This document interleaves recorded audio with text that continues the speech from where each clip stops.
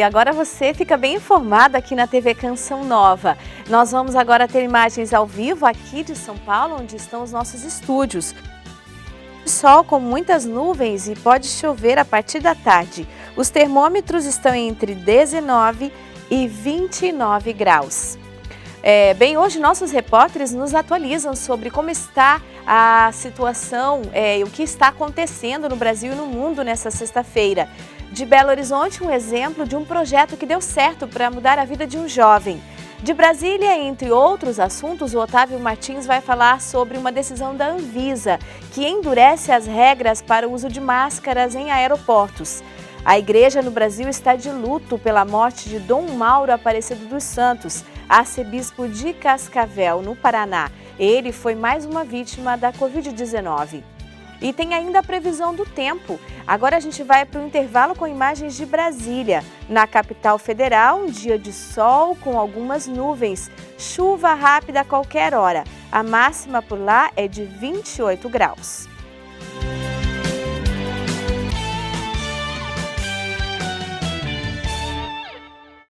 Em São Paulo, a nova fase chamada emergencial endureceu as restrições em algumas atividades consideradas essenciais. A medida entra em vigor no dia 15 e vai até 30 de março. Missas com a presença de fiéis não serão permitidas, mas as igrejas vão continuar abertas para orações individuais. Em entrevista ao repórter Sidney Fernandes, o cardeal Odilo Scherer comentou a decisão. Todos devemos fazer a nossa parte. Agora, quanto às restrições ulteriores para as celebrações religiosas, eu devo dizer que estou à espera de conhecer o decreto do governador, para então nós tomarmos decisões para a Arquidiocese de São Paulo. Mas a priori, evidentemente, nós vamos colaborar com o que está ao nosso alcance para que possamos ajudar a restringir, a diminuir o contágio, as ocasiões de contágio, como já estamos fazendo agora e viemos fazendo até aqui. Recomendo a todas as paróquias, as comunidades, aos padres que celebrem a Eucaristia regularmente, transmitindo as celebrações pelas mídias sociais, pelos meios de comunicação, hoje tão acessíveis, e que as pessoas participem assistindo em casa, rezando juntos em casa. Não é a melhor forma, não é a forma perfeita de se rezar, de celebrar, mas é a forma possível nesse tempo em que todos nós estamos, de alguma forma, em perigo e ameaçados também de doença, e nossa vida está exposta. Por isso devemos fazer esse esforço. Nessa fase emergencial, os setores que terão restrições ou mudanças em funcionamento são escritórios, estabelecimentos comerciais, administração pública, restaurantes, bares e padarias, transporte coletivo, educação, lojas de material de construção, supermercados e similares, hotelaria, esportes e telecomunicações. Agora a gente muda de assunto e caminho aberto para a volta do auxílio emergencial. A Câmara finalizou a votação da PEC e também sobre as vacinas, governadores fecham a compra de mais doses. Vamos agora para Brasília saber esse e outros assuntos. Bom dia, Adelita. Bom dia a todos que nos assistem. Então, a Câmara dos Deputados terminou a votação da PEC emergencial e agora o presidente Bolsonaro já pode sancioná-la e então criar a medida provisória que vai decretar aí a volta do auxílio emergencial. A votação, que no total durou 3 dias, terminou aí no início da madrugada de ontem e os deputados retiraram do texto uma parte que estava criando polêmica, principalmente com as carreiras policiais, que era o artigo que impedia aí a promoção e a progressão de carreiras e funcionários públicos. Então, esse ponto, através de um acordo, foi retirado da PEC. É nesse projeto que se traz aí o dinheiro, o espaço no orçamento para a volta do auxílio emergencial, que já sabemos aí que deve ficar entre R$ 175 e R$ 375, a depender da situação do beneficiário. O presidente da Câmara, deputado Arthur Lira, já disse que o auxílio emergencial deve voltar ainda neste mês. Então,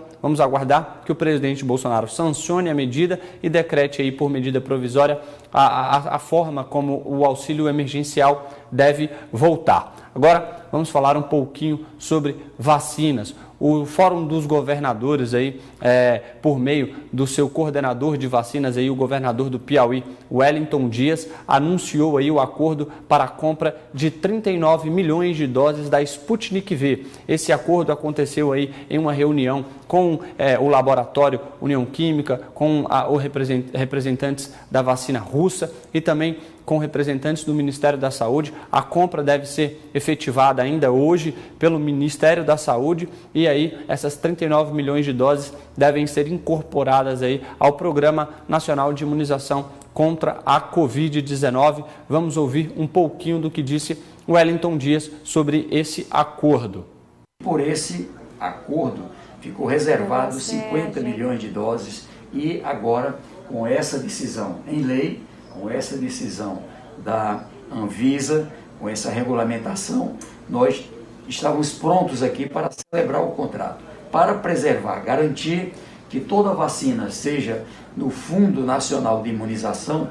Acertamos com o ministro Pazuello aqui uma agenda, ele com a sua equipe, e aqui foi firmado o entendimento, o Ministério vai comprar as vacinas e com base nessa compra nós vamos garantir as condições de vacina para todos os brasileiros. Vamos agora falar sobre STF. O Supremo Tribunal Federal manteve o deputado Daniel Silveira, do PSL do Rio de Janeiro, preso. O relator da matéria, ministro Alexandre de Moraes, adiou a decisão a pedido aí da defesa, que pediu mais um tempo para contestar a prisão do deputado. Então, o Supremo Tribunal Federal mantém Daniel Silveira preso no Rio de Janeiro. Eles ainda vão decidir também, o Supremo ainda vai decidir também sobre se aceita ou não a denúncia oferecida pela Procuradoria-Geral da República a respeito daquele vídeo que levou o deputado à prisão. Voltamos com vocês. O avanço da Covid-19 e as medidas para contê-la continuam entre as manchetes internacionais. O New York Times destaca, em seu primeiro discurso na Casa Branca, o presidente Joe Biden disse que os Estados Unidos estão a caminho de retomar uma espécie de normalidade até o feriado de 4 de julho. Biden falou horas depois de assinar o plano de auxílio emergencial de 1,9 trilhão de dólares. Ele também prometeu orientar os estados a vacinarem todos os adultos aptos até maio. O Jerusalem Post afirma: Albert Bourla, CEO da Pfizer, afirmou nesta quinta-feira que espera que adolescentes sejam vacinados em 6 meses e crianças com idade entre 5 e 11 anos até o final do ano. Bourla disse que se arrependeu de usar a frase laboratório mundial ao se referir a Israel, embora não tenha se arrependido de ter escolhido o país como local de estudo de caso para avaliar a eficácia da vacina. O The Guardian estampa: Itália anunciará fechamentos mais extensos. O governo da Itália deve anunciar o fechamento de escolas, restaurantes e lojas em quase todo o país ainda hoje, já que uma nova onda de infecções por coronavírus coloca os hospitais sob pressão. O primeiro-ministro Mário Draghi deve realizar uma reunião de gabinete em breve para decidir novas restrições para o país, que ontem registrou quase 26 mil novos casos de Covid e 373 mortes. E a seguir, a crise em Mianmar. Agora temos imagens da ponte Hercílio Luz, lá em Florianópolis. O dia vai ser de sol, com nuvens e pancadas de chuva a partir da tarde. Termômetros entre 19 e 29 graus.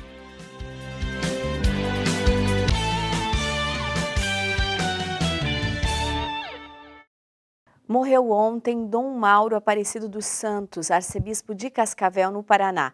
Ele foi vítima da Covid-19 e estava internado desde o dia 16 de fevereiro.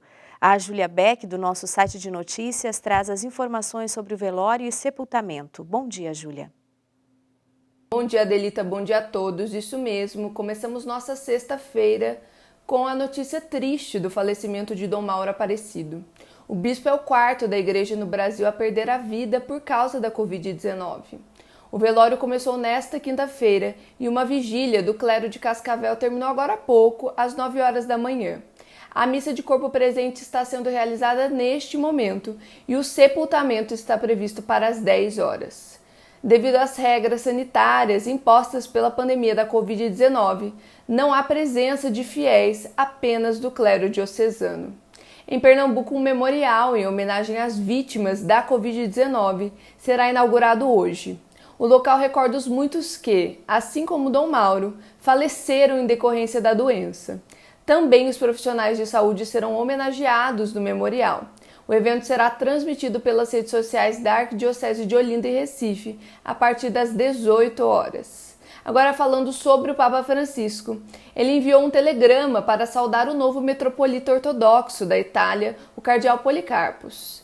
Em sua mensagem, o pontífice desejou que católicos e ortodoxos transformem a comunhão que já têm em plena unidade. E hoje no nosso site você confere também uma matéria sobre o valor da confissão no tempo quaresmal. Um padre comentou sobre o sacramento da reconciliação, tema da oração do Papa para este mês de março.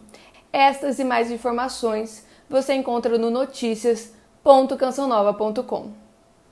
José Miguel Encarnação nos atualiza sobre a difícil situação em Mianmar. Por lá, católicos e budistas se uniram numa vigília pelos que morreram em fevereiro, quando os militares tomaram o poder no país. Bom dia, Brasil. No passado dia 7 de março, neste período da Quaresma, católicos e budistas juntaram-se para uma vigília em memória de todos aqueles que faleceram no dia 1 de fevereiro, a quando da tomada do poder em Mianmar pelos militares. Esta vigília decorreu no Centro Bom Pastor, uma entidade de matriz católica, e foi organizada pelo Myanmar Social Club de Macau, uma entidade, portanto, que agrega alguns birmaneses que moram em Macau.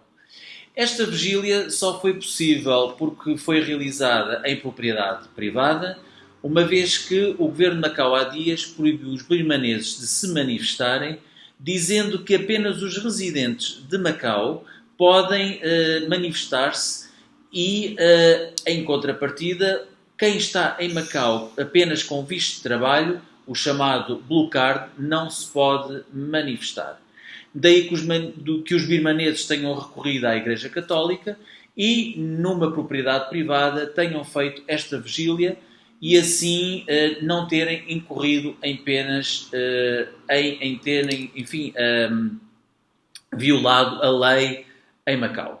É mais uma vez a Igreja Católica a ajudar todos os povos, sejam eles cristãos, budistas ou até mesmo muçulmanos. De Macau, José Miguel Encarnação para o Canção Nova Notícias. E depois do intervalo, a história de um jovem que conseguiu mudar de vida depois de uma oportunidade. Vemos agora imagens da praia de Aruana, em Aracaju. Por lá, dia de sol com muitas nuvens, não chove, máxima de 31 graus.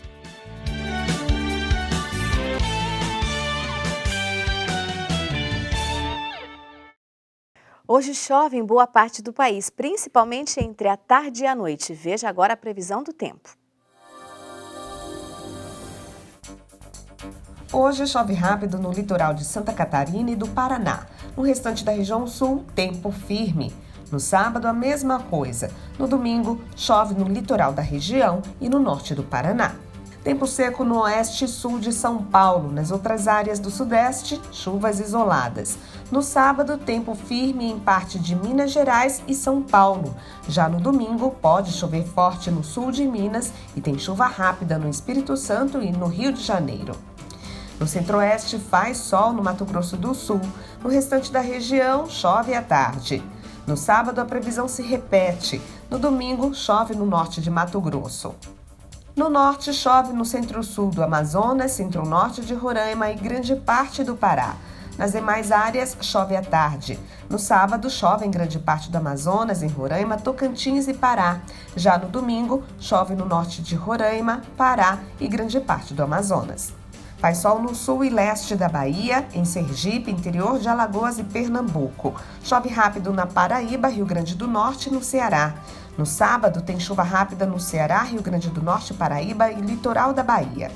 No domingo, chove rápido no litoral da Bahia e de Sergipe e no Ceará. Segundo um levantamento do ensino social profissionalizante, mais de 60% dos jovens mineiros empregados têm trabalhado de forma presencial, mesmo na pandemia. Vitor tem 18 anos, faz curso técnico de eletrônica. É atualmente aprendiz em uma transportadora. Ele acredita que, apesar da pandemia, de forma segura, ele tem conseguido garantir o seu futuro. Tanto a questão da remuneração que ele me proporciona, mas principalmente a parte da experiência no mercado de trabalho. Porque eu tendo 18 anos agora, tenho esse contato com o mercado de trabalho por meio do programa de aprendizagem, e isso é ótimo. E é uma porta de entrada, tanto para mim como para diversos jovens do Brasil, esse programa.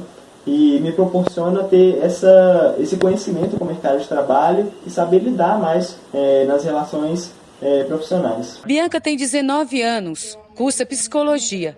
É aprendiz de auxiliar administrativo. Ela diz que o trabalho ajuda a custear o material da graduação. Por se tratar da minha primeira experiência de emprego, isso contribui para a inserção no mercado de trabalho. E, além disso, eu consigo custear os meus materiais da graduação. Em julho do ano passado, a Divisão do Trabalho Infantil e Igualdade de Oportunidade publicou um ofício circular com orientações acerca do retorno dos trabalhadores jovens às atividades presenciais durante a pandemia. De acordo com o documento, o retorno desse grupo está permitido desde que o setor de atuação esteja liberado para a reabertura. No início da pandemia, orientamos as empresas a realizarem o afastamento ao trabalho dos jovens menores de 18 anos e com alguma comorbidade, conforme a orientação da Superintendência Regional de Trabalho. Ao longo dos meses, os segmentos que foram autorizados a retornar foram voltando suas atividades, sempre com muito cuidado e realizando aí os procedimentos necessários de proteção, como o uso de máscara, o uso do álcool em gel, respeitando o distanciamento, dentre outras ações. A gente acompanhou essa semana uma entrevista ao vivo do Cleverton Macedo, lá de Aracaju. Ele falava sobre um projeto que recupera jovens que cometeram crimes de furto e roubo. Veja agora o que essa oportunidade é capaz de realizar na vida de um jovem. Se os garotos não tivessem uma mão amiga que oferecesse oportunidade, muitos poderiam voltar às ruas para cometer novos crimes. Mas, nesse projeto, segundo a coordenadora, cerca de 200 jovens têm a chance de aprender uma profissão e mudar de vida. Quando o adolescente sai das medidas socioeducativas, ele sai carregado de preconceitos, de estigmas. Então, essa oportunidade que a gente dá é justamente para que ele enxergue um futuro melhor. Como estagiários, recebem meio salário mínimo e prestam serviço de auxiliar administrativo em 5 escolas estaduais de Sergipe. Conversamos com eles e protegemos as suas identidades. Um deles diz que está aproveitando bem o tempo para aprender 2 profissões. Que afinal de contas, ninguém nasceu para fazer coisas erradas, né? Todo mundo quando era pequeno tinha uns sonhos de crescer na vida, conquistar seus objetivos. Aqui no CASEM, a comunidade de acolhimento socioeducativo masculino, tem 50 adolescentes internos e fazem cursos online de auxiliar administrativo do SENAC. Acompanhamos a satisfação dos garotos numa aula prática do SENAI, que é outra instituição parceira. O curso está ok, estou gostando muito pela oportunidade, estou aprendendo, estou se esforçando. E vai ganhar o certificado. Vou ganhar, em nome do Senhor Jesus. Um dos segredos do sucesso desse projeto foi ter ampliado a quantidade de prédios da Fundação Renascer para abrigar os menores infratores. Antes, era só um prédio que estava superlotado. Antes, as rebeliões eram frequentes, conflitos com os agentes educativos sempre aconteciam, porque todos os jovens do Senan, mais de 200, estavam confinados só num prédio, aqui na zona oeste da capital, um local que só caberiam 80. Tivemos muitos problemas mesmo, né? Mas é claro, a gente acreditava que o trabalho poderia ser feito de uma forma diferente. Conseguimos proporcionar aos adolescentes internados uma outra perspectiva, um outro olhar sobre sua própria vida. E uma última notícia, o Supremo Tribunal Federal começou a julgar hoje, no plenário virtual, uma ação contra os decretos do presidente Jair Bolsonaro sobre posse de arma. O ministro Edson Fachin votou agora há pouco para considerar inconstitucionais os decretos do presidente. Os ministros podem apresentar seus votos até o dia 19. O CN Notícias, edição da manhã, está terminando. Você fica agora na companhia do programa Cantinho da Criança. Um ótimo final de semana para você e sua família.